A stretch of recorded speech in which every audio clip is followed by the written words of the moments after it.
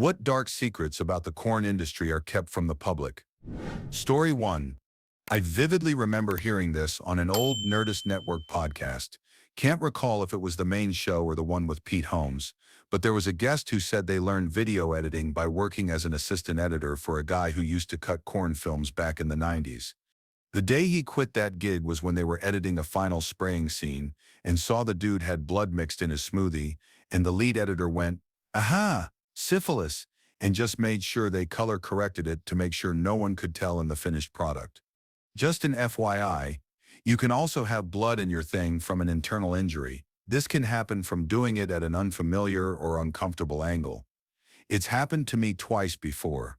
Regularly tested and never had an STI. I know that some of these scenes happen at odd angles in order for them to look better on camera. That 45-degree angle on Scooby style looks painful for both parties involved.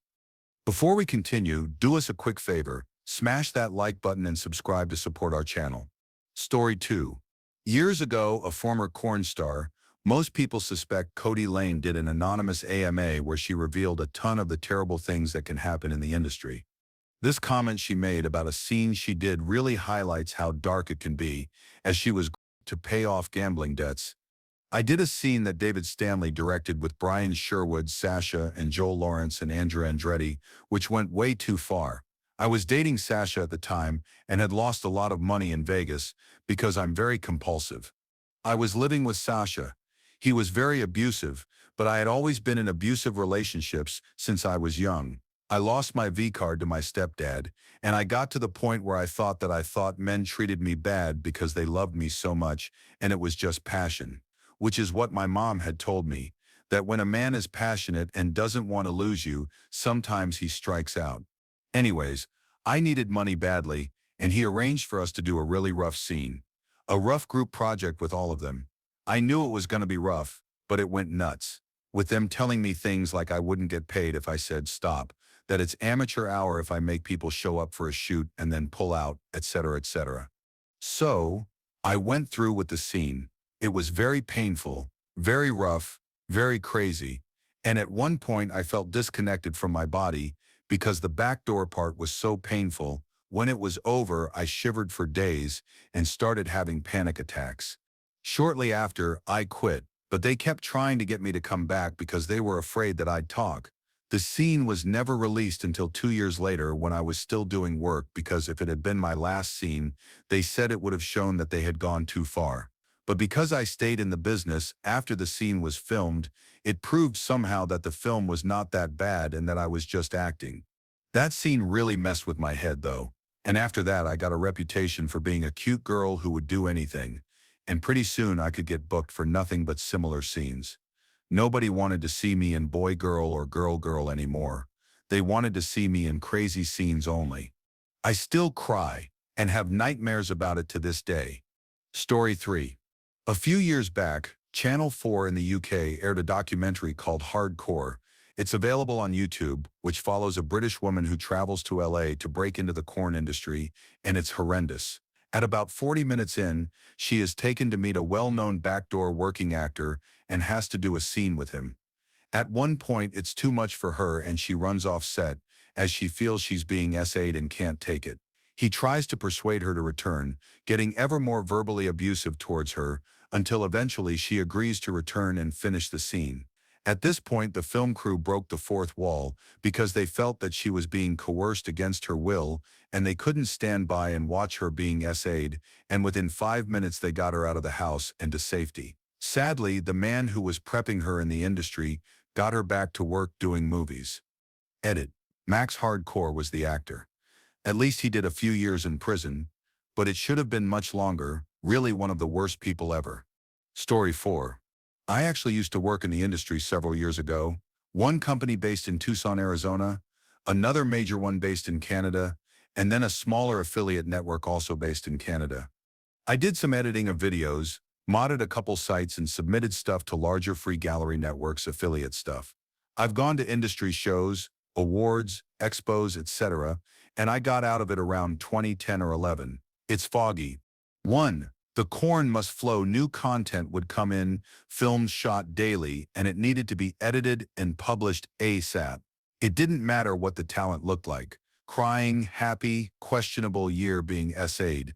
It didn't matter. The company paid for it, and it all had to be used. If I objected to questionable material, I was told to ignore it and do my job. 2. Very few companies maintain a 2257 database. 2257 is a U.S. law where companies are required to keep records of the ages of all the talent they use. In one company, we had two ladies whose entire job 8 hours a day was to view, log, and store all the IDs that came in. 5 days a week, 8 hours a day, they were viewing and logging all the IDs from new talent that would come in. That's how much corn was shot and how much of it was from new talent. It consisted of the model holding their IDs next to their faces. These photos were the first ones before any of the photos. So while I was building out galleries, I would also see them. 4 times out of 10, the model has their thumb over their date of birth. 3. Prolapses happen. So if such an accident happens, for the majority of the stuff it's edited out, but it is saved just in case. Everything is saved. 4. It's a very closed-door industry. Everyone knows everyone. Affiliates like to only be called by their online screen names and get offended if you call them by their actual name. Ever have to meet someone in person and call them Batman or Harry Twatter to their faces? I have. It's unpleasant. Day one, I was told I needed to come up with a name, and I thought they were joking. But no, it's quite serious. They're all looking to stab each other in the back for higher payouts, scam the system, or accuse others of whatever. If you got footage of one of them doing questionable things or whatever, then you were told to save that footage again just in case. It's an industry full of middle schoolers who got rich from DVDs. 5. People are weird about their corn. You know how if you ever worked in a restaurant or fast food place, and people get crazy or insanely angry when their food isn't exactly how they want it? Corn is worse. If you don't post stuff daily or it's not up to their standards, you'll get hate mail, threats, etc. Guys like to submit their own videos who might not even be gay. I had to moderate these videos. I'm not gay, by the way, meaning daily. We'd get user submissions, and I'd either allow them to be posted or denied them. I also moderated the straight ones. Majority of the time there'd be messages attached to said videos asking if I watched them, what I thought about them, did I soloed to it, etc. Not a whole lot of women making submissions, but 8 times out of 10, it's dudes. These are homemade videos, by the way. I saw a lot of homemade stuff that you are not supposed to see, quite disgusting and disturbing. Majority of it doesn't make its way because it'll be denied, but it does happen a lot. I think that's most of the main stuff off the top of my head. Like I said, I haven't done it in over a decade, and I've switched careers several times. I'm desensitized to it now and won't watch it at all. Story 5. When I was 19, I was broke in a new city and took any gigs I could find. One of them was driving for a video agency. My job was to pick up girls from the airport and take them to their shoots. Some of these girls were terrified, so I'd reassure them by saying, I can always tell them I couldn't find you and you can go home right now. After the third girl asked me to pull over, I stopped. That experience really weighed on me as a teenager. Story 6. There's a YouTube channel called Soft White Underbelly where the host interviews all sorts of people to try and find a common denominator in their life as how they fell there where they are. The corn industry is incredibly damaging for both men and women. While it might seem glamorous, many end up battling addiction, experiencing abuse, and suffering from extremely low self-esteem. Men often have to inject medications, and there's a lot of substance abuse, offing oneself, and ODs. Story 7. There's a whole lot of say. If you've ever soloed to corn, you've probably did it to a person being SAA'd at least once. Even established studios have been implicated in bringing vulnerable young women across the country under the misleading promise of legitimate modeling work, only to later tell them it's corn, and if they refuse to do it, they'll leave them stranded 4,000 miles from home. Story 8. There's a documentary on Netflix called Hot Girls Wanted, and it was all about how these sketchy producers recruit girls through Craigslist with promises of making $5K per month. They follow these two girls who move from the Midwest to Florida and start immediately working. Within a few weeks, one of them has to go to the hospital because she has a growth in her downtown area. The nurse told her it happens a lot to women who have a lot of relations. They also have to pay all of their expenses, including clothes and makeup, so they barely make any money. The documentary also features a woman who was in the industry for a few months and described having no real protection or support from her so-called manager. She recalled flying to Texas for what was supposed to be a shoot, only to arrive at a private apartment where a single man waited with a camera on a tripod. She wanted to leave but felt trapped, afraid the man might harm her or that she'd face consequences for walking away, so she went through with it, despite not wanting to. Another woman eventually left her agency to start her own company, citing repeated experiences of humiliation. She explained that the treatment she received made her feel dehumanized.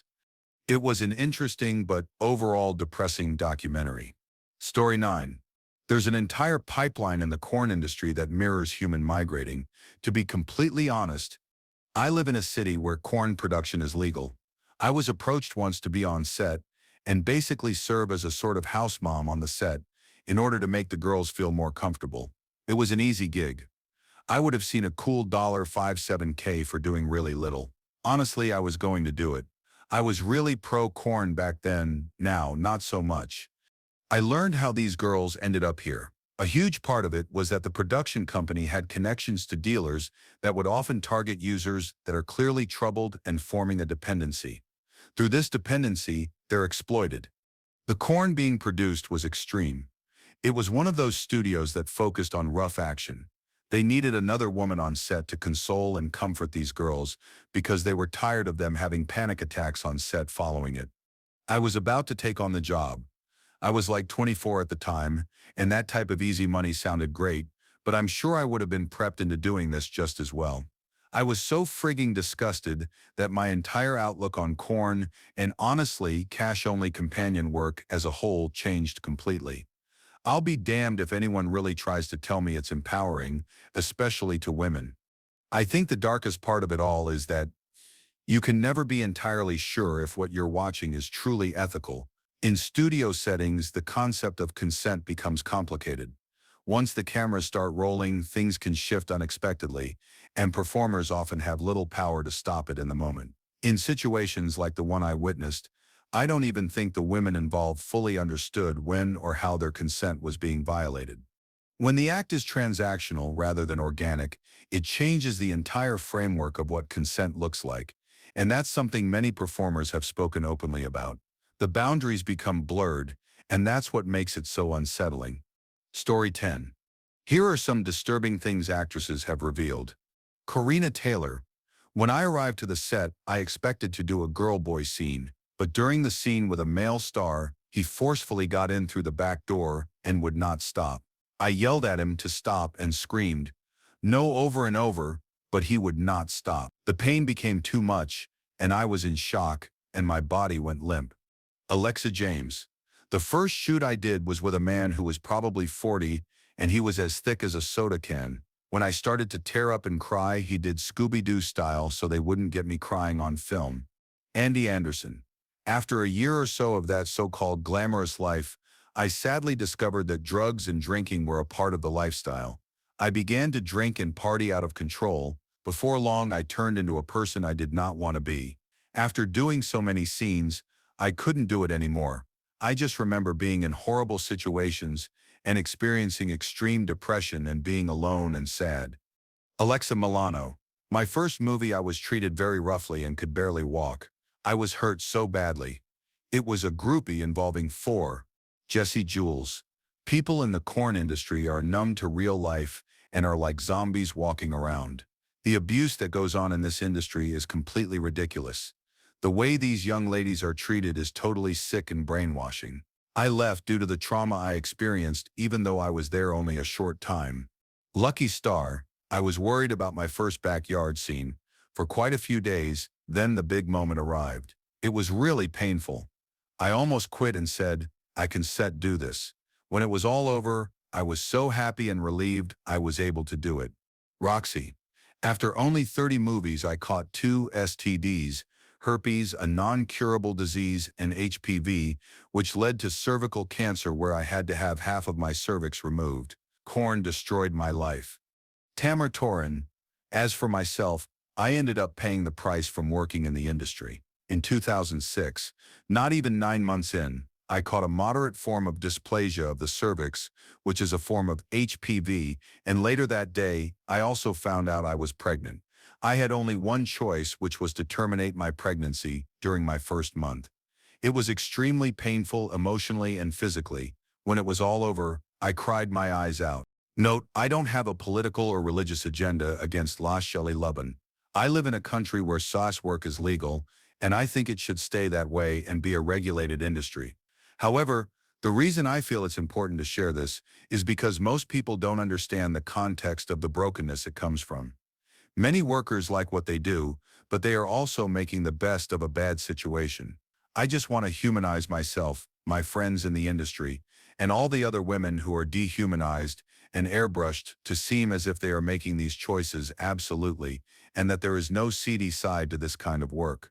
People want to buy into the fantasy and ignore reality. SAS workers have to maintain the veneer of happiness and agency if they want to retain their customers, but it's really for money. There are likely exceptions, and I support transparency in the industry and the ability for women to make those choices freely. I feel like some A-listers might have this privilege. Like I said, I just want people to understand as fully fleshed out human beings, not just two-dimensional objects. The industry is not bad to all women or men, but I want people to know that it has been bad to some of us. I still watch Corn with mutually enthusiastic participants. I'm not trying to shame anyone for their choices, just make those choices more expansive and informed. Story 11. When I was 21, back when the internet was just starting to gain serious traction, I was lucky enough to know how to use digital editing software. One of my earliest jobs was editing gay corns and designing DVD cover art for a major production company.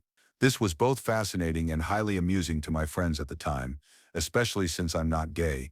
I was also close friends with a talented camera operator, and every now and then I'd help out on set for some extra cash. That's when I started to see a much darker side of the industry. Despite the very real risks associated with HIV/AIDS, I was shocked to discover that most of them didn't use protection, and those who wanted to were often pressured not to. I even saw performers get fired for insisting on using protection. The director would always justify it with lines like, "It's more realistic," or "Our audience don't want it." He was unapologetically aggressive about it, completely dismissive of the actor's health and autonomy. So many young men came through that studio, often new to the industry, and just looking to make quick money. In my view, most of them didn't fully understand the risks they were taking. There was absolutely no testing protocol in place. Eventually, I drew a line. I told them I wouldn't work on set anymore if this was the norm. Not long after, they canned me. Story 12. I've met and gotten to know a few people who work in the industry. Here are some insights that others might find interesting, perhaps not as heavy as some other stories, but still worth noting. 1. While Korn can sometimes offer decent pay, even well-known male performers often earn less than people assume. I've known individuals who relied on government assistance, worked standard 9-to-5 jobs during the week, and filmed on weekends or days off to make ends meet. One person I knew participated in so-called home-recorded videos, which in reality were a means of securing a place to sleep rather than a stable source of income. 2. There are some performers in the industry who genuinely enjoy their work. They're fully aware of the darker aspects and unethical practices that can exist within the space, yet they remain enthusiastic and choose to be part of it. This applies to both men and women, though from what I've observed, women seem to fall into this category more often. 3. On the other hand, there are individuals who have stayed in the industry far longer than they intended. Many of them openly admit it's because they feel they have no other way to earn a comparable income. Lacking other marketable skills or opportunities, they continue working even if it brings them no fulfillment.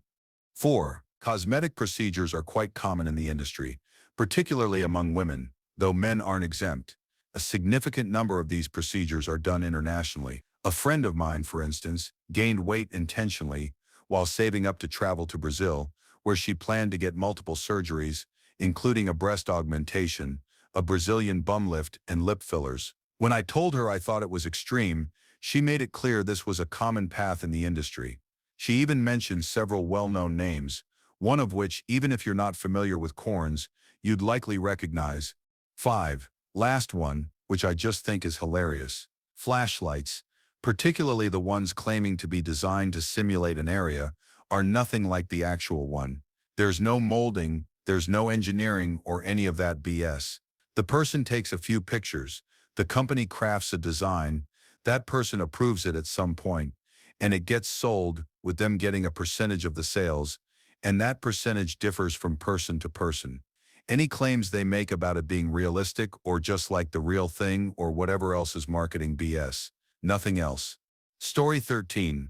Many performers are on medications, often for anxiety or emotional regulation, making it difficult for viewers to recognize when someone may be emotionally distressed or uncomfortable with what's happening on screen. It's important to understand that most people don't suddenly decide to enter the industry at 18. Often they've been exposed to environments or influences much earlier in life that gradually made the idea feel more acceptable, even if it wasn't in their best interest. There are also disturbing reports of performers having their pay withheld until they comply with specific demands from directors. This can happen even if the requested act wasn't originally agreed upon, and regardless of how long they've already been filming, sometimes upwards of 8 hours. If they refuse, they risk not being paid at all. Ultimately, there is no guaranteed way for a viewer to confirm that full and enthusiastic consent was given for every scene. Additionally, there are instances where certain footage has to be edited out because one performer is visibly in distress. Unfortunately, even those unused takes can sometimes resurface elsewhere. Story 14. There was a performer, Amy Donovan, who had this charming and humorous personality that made her seem like someone who shouldn't be involved in cornos. Not that it's anyone's place to judge. However, it was clear from some of her scenes that she wasn't fully comfortable with what was happening, and that really stuck with me. Her final scene, which was a groupie, reportedly led to serious health issues for her. She suffered from physical trauma, infections, and parasites, all stemming from that one intense scene. Amy later opened up about it on an online forum, sharing that she had stepped away from the industry and was focusing on living a more private, domestic life. No one should have to endure that kind of experience. Story 15. My ex works with a corno content creator named Larkin Love. When users subscribe to her service, much of the content is pre-made in advance to ensure a steady flow of material. What's concerning, however, is the practice used by some members of her team. When users sign up, they might receive a message that appears to be from her, but it's actually her crew members communicating on her behalf. They often encourage subscribers to send additional money by offering personalized videos, phrasing it as something exclusive for them, even though the video is pre-recorded. This tactic is designed to maximize profit, and often the customer ends up paying much more than intended, believing they're receiving something unique. The crew's focus is primarily on upselling, and the women involved in this process can earn around $45.60 per hour for 4 6-hour shifts. The overall structure, from start to finish, is built on deceptive practices, particularly when interacting with lonely or vulnerable individuals who end up spending more than they can afford under the impression that they're engaging in a personal exchange. Additionally, all of the performers are required to sign non-disclosure agreements. Story 16. I used to work for one of the largest corno companies in the world. The office had a mix of regular employees, but some were also involved in the industry in various ways on the side. One of my managers shared a story about a particular shoot for a specific genre, where they offered $50 to any man who was willing to participate. If a professional performer took part, they received their usual rate. It's not uncommon for male performers in straight movies to also work in gay movies, as the pay is often considerably higher in that industry, sometimes hundreds of dollars more, though it can vary depending on the specific role in the scene. I also learned that many actresses have specific boundaries. Some may not engage in kissing on camera, though they might be open to other acts, while others might be open to kissing, but not certain types of intimate scenes. There are many variations of preferences like these, which is something I found to be quite common in the industry. I'm still thinking of more things I learned during my time there. Story 17.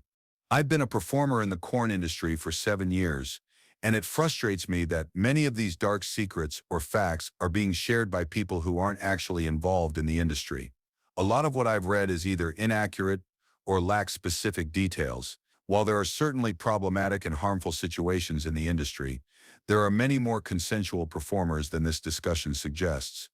Like any industry, our industry has its issues, and unfortunately, the corruption often involves intimate matters. But for most of us, corn is just a job. We prepare, perform, and unwind from work, just like anyone else. Issues like migration, force, and SAR are very real, but they don't represent the entire industry. The industry is highly regulated, and much of the content produced by mainstream studios is consensual. I have my own difficult experiences, but they represent only a small portion of my career. The rise of the internet has made it easier for less regulated amateur content to circulate, which can sometimes be problematic. However, the mainstream industry is not a massive network of transporting or widespread SA. The stigma surrounding this line of work often leads people, therapists, friends, family, doctors, to assume we've experienced trauma, and this undermines our agency. The stereotype that all women in corn come from damaged backgrounds is harmful and invalidates those of us who simply want to be respected for the work we do. Story 18. The concept of prepping and locking is something that often happens in the industry. Locking refers to a situation where a group of performers, typically women, are living together and are influenced by producers who act like they're their friends. These producers pressure them to spend their earnings, often creating an illusion that the money will keep flowing and that they shouldn't worry about saving. The goal is to prevent them from developing a mindset of financial stability, keeping them in a cycle of needing to do more shoots in order to maintain their lifestyle. Story 19.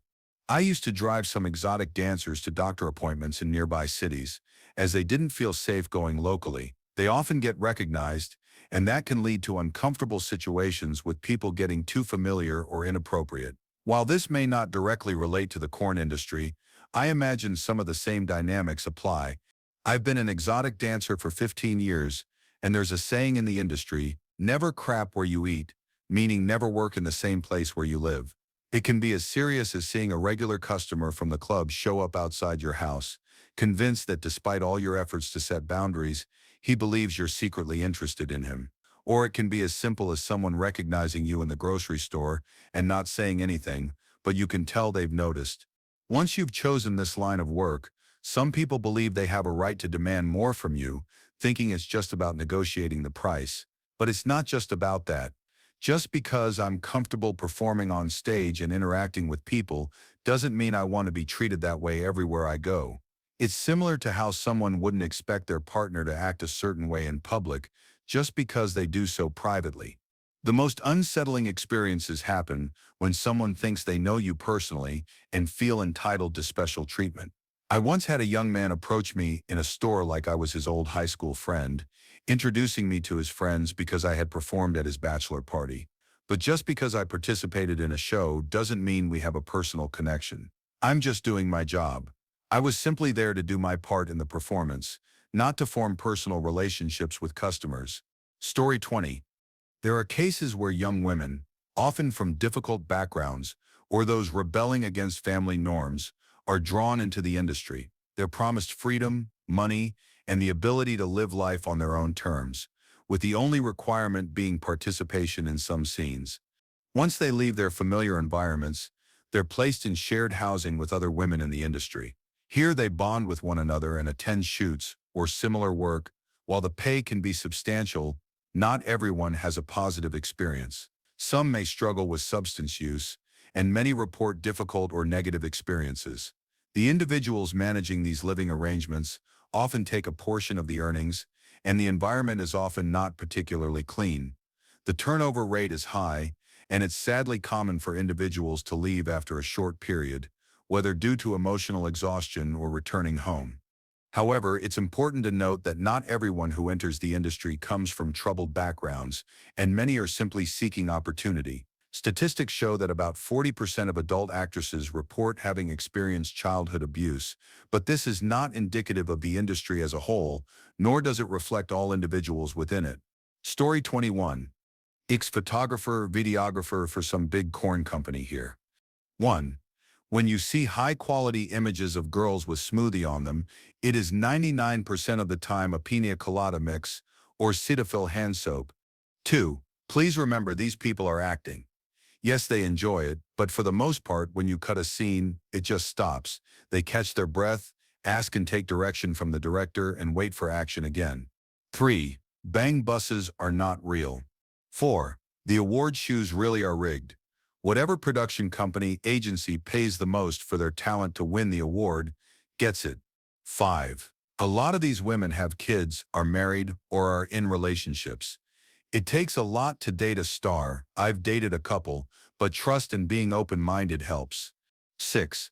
To add to point 5, just because they are stars doesn't mean they will sleep with anyone and everyone. Keep in mind they do their best to prevent STDs and are tested every 2 weeks.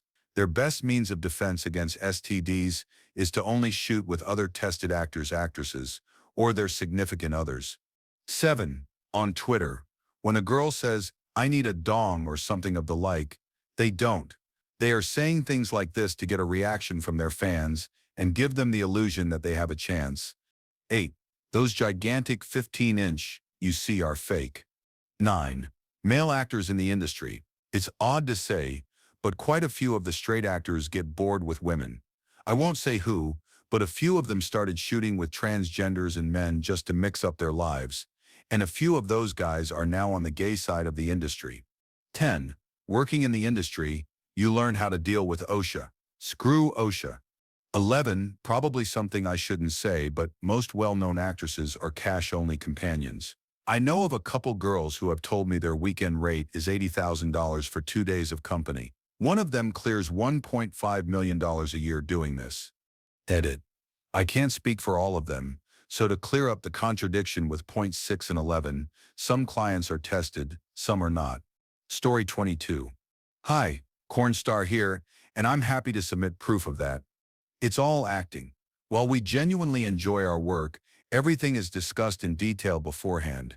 Every scene, interaction, and boundary is agreed upon by everyone involved. Nothing happens without clear, informed consent, often confirmed in writing, and we always have a safe word in place to pause or stop if needed. Yes, scenes can be intense, but we're supported throughout. After filming, there's always a hot shower, something to eat, and a warm robe waiting. We're not just left behind. If someone needs a break during filming, whether it's to wipe away tears, breathe, or regroup, that time is respected. Scenes are often edited to look continuous, but that doesn't always reflect the pacing during filming. That said, some performers really do have the stamina to go straight through in one take. And fun fact, I don't wear socks or inners on the way to set. They leave marks on my skin that show up on camera. If I'm filming intense scenes, then taking aspirin beforehand thins the blood and makes me bruise a little more easier for visual effect. Don't date within the industry if you can help it. It's usually better to find someone outside of that world. My partner has nothing to do with the industry, and he's wonderful, supportive, and someone I truly love. That said, even with a great partner, I still need to step back sometimes to recharge. Something I've noticed is that a lot of people I know in the industry aren't careful with their money, which I've never really understood. You can earn a lot in a short amount of time. It really pays to invest and think long-term. There are plenty more tips too, like makeup tricks and behind-the-scenes stuff, but I'll need a bit more time to think about those, or people are welcome to ask. Story 23. I had a lovely dinner with a friend of a friend who works in corns in both Australia and the US. One story she shared really stuck with me.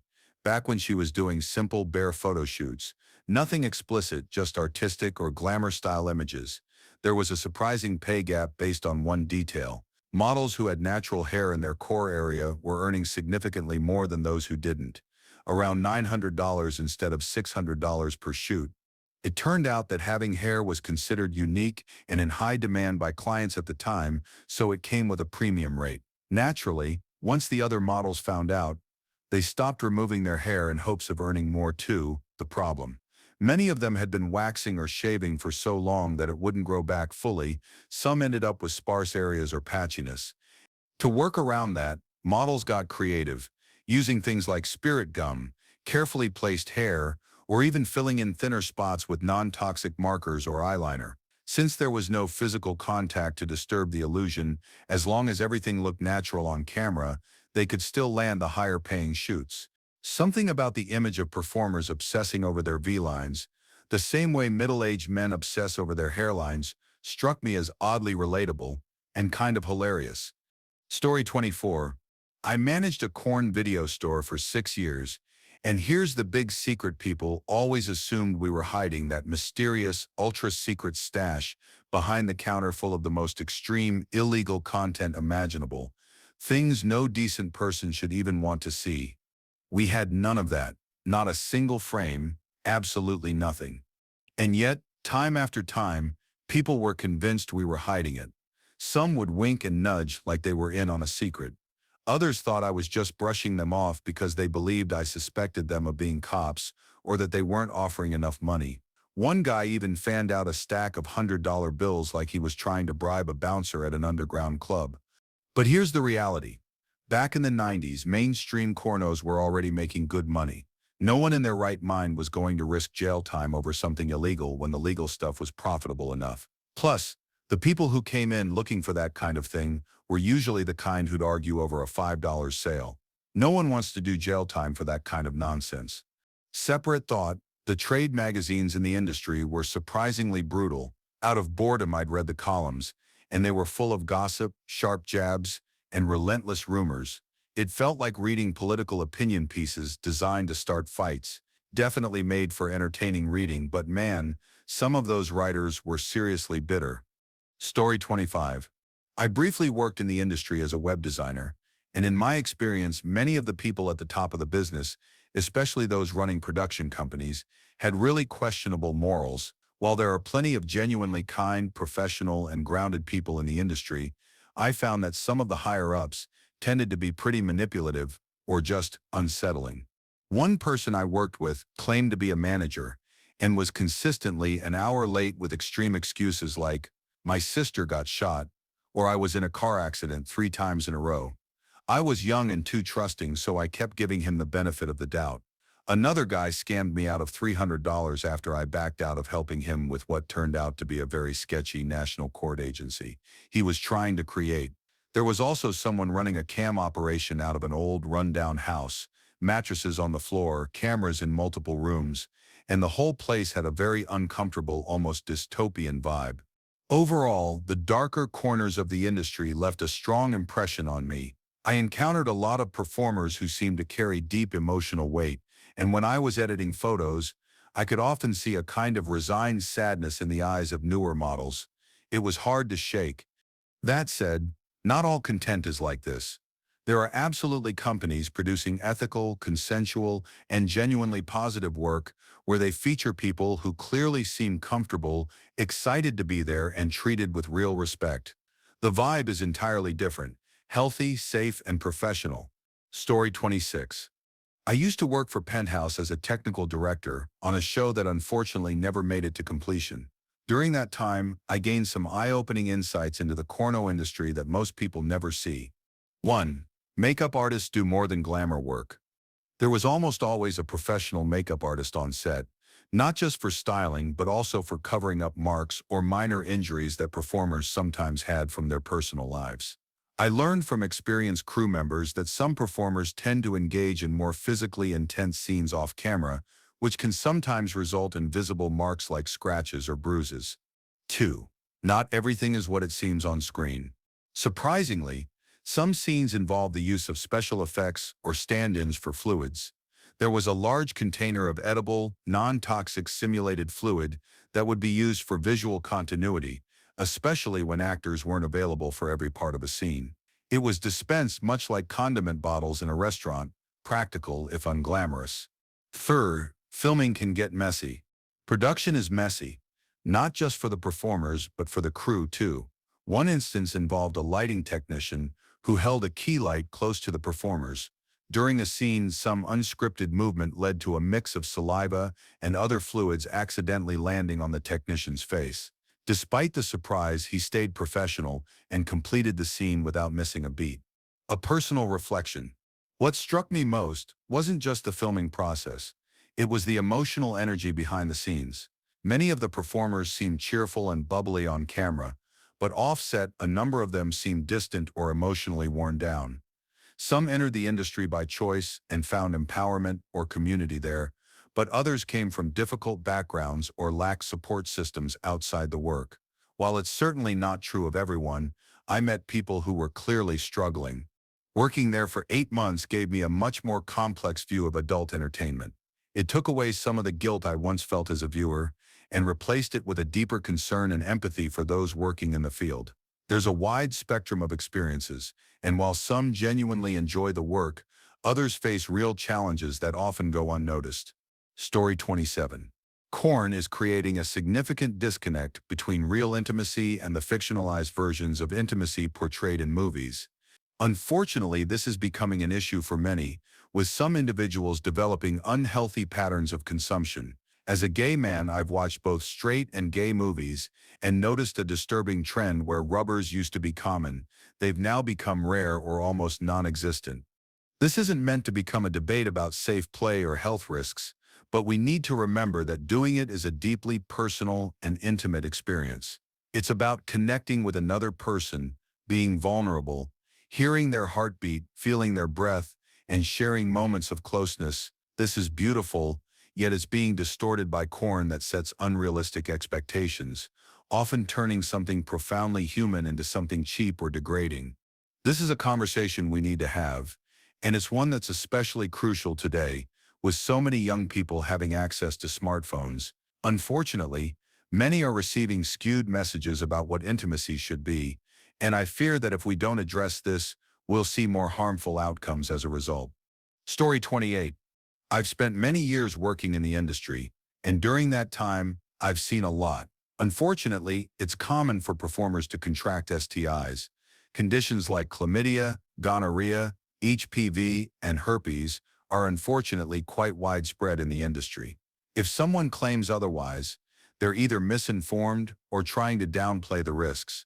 Which brings me to my second point. There is a lot of secrecy in this business. Often things remain hidden until a situation becomes impossible to keep quiet, especially when a scandal or betrayal occurs.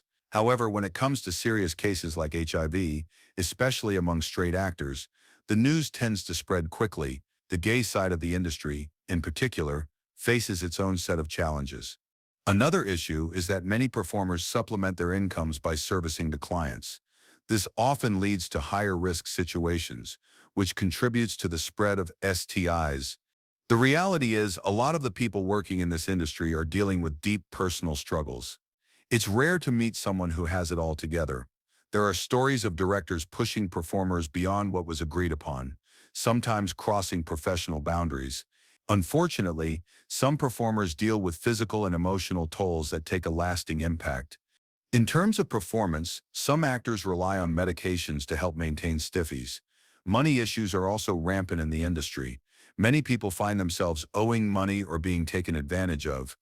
As for the larger companies that control the industry, like the one behind major platforms, the way they've shaped the business is problematic, and it's something that has had long-term negative effects on everyone involved. The corporate side of the industry has contributed to the exploitation of many performers and has created a situation where profits come before people. All in all, it's a tough industry, filled with individuals who often convince themselves that everything is acceptable.